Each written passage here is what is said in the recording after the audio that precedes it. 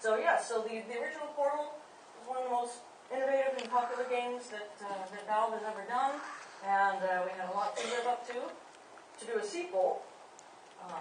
The original characters obviously were very, very popular, and a lot of the popularity of the game, the characters, was just from the huge amount of novelty. And one of the things to keep in mind to try to recreate that success was not just to repeat doing the same thing, but to recreate the novelty of that first experience of Portal.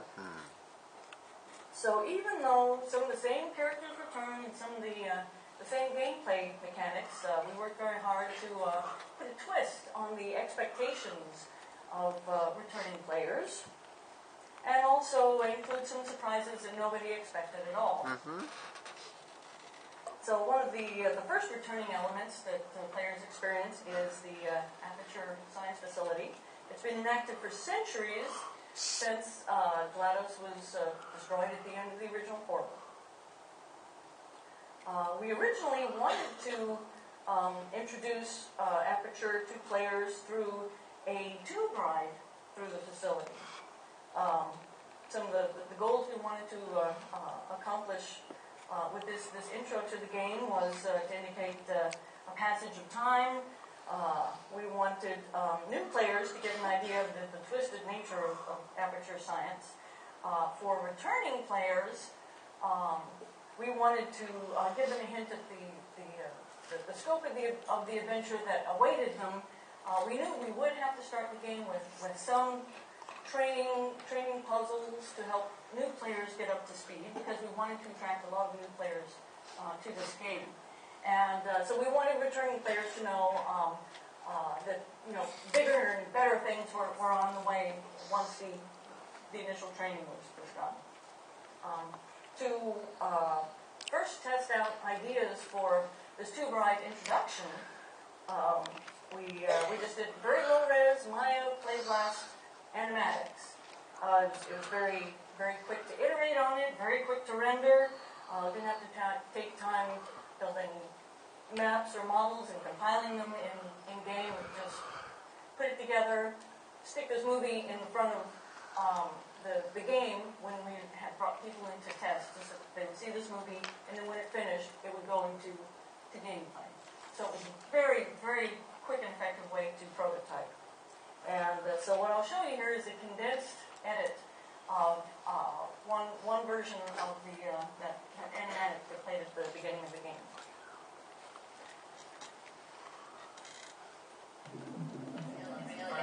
Activated. Hello. You have been detained. Relaxation mode. 9 0 0 0 4 0.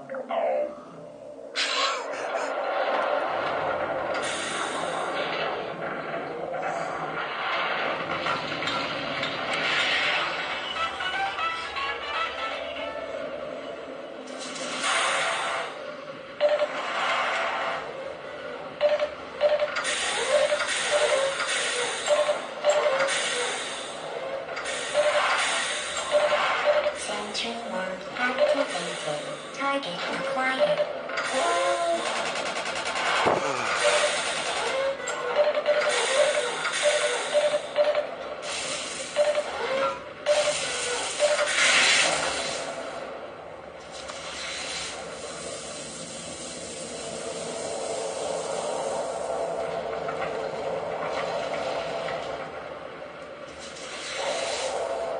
Hey, what's going on over there? I don't see anything. Why am I not surprised?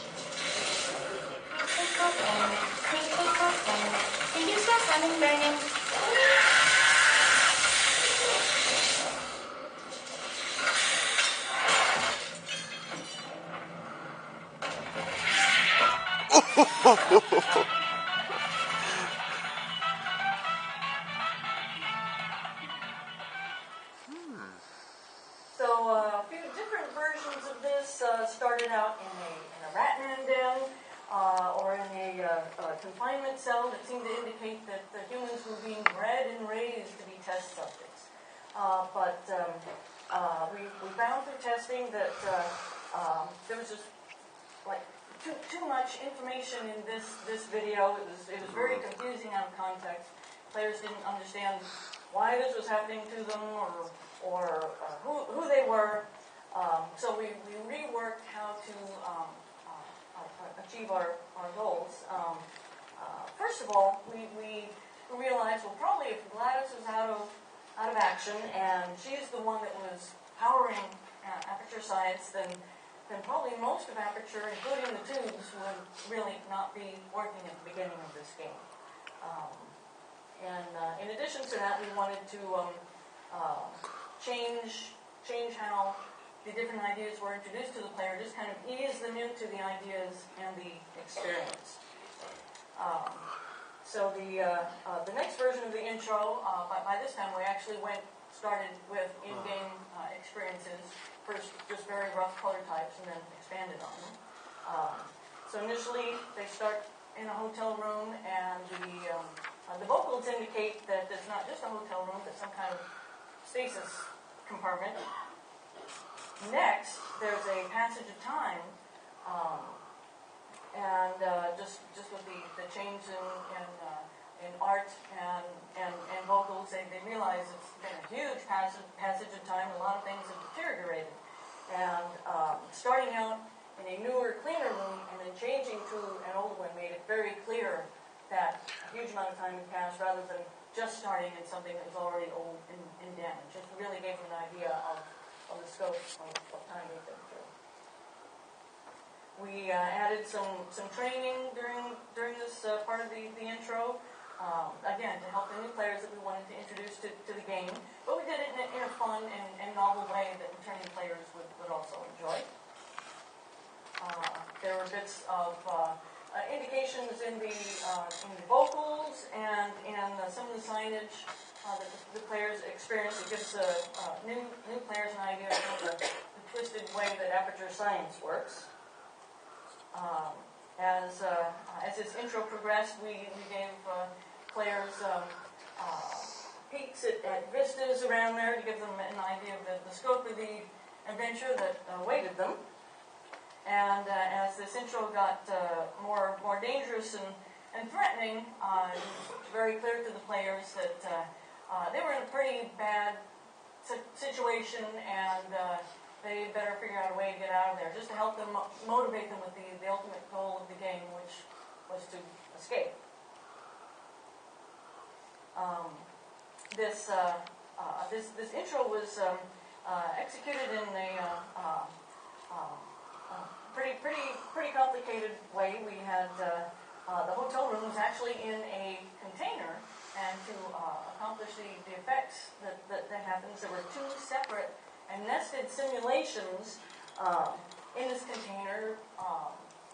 Coarser effects for the bigger movements, and finer ones for all the debris and furniture.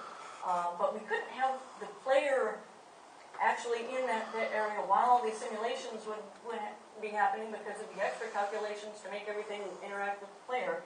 So the player is actually in this little concrete bunker in another part of the map, so that they could still move around and hit walls that matched up with the walls in the container, but they were just free of all the simulation that was happening. Meanwhile, the player's camera was riding in the container that had all the debris happening. Pretty amazing stuff.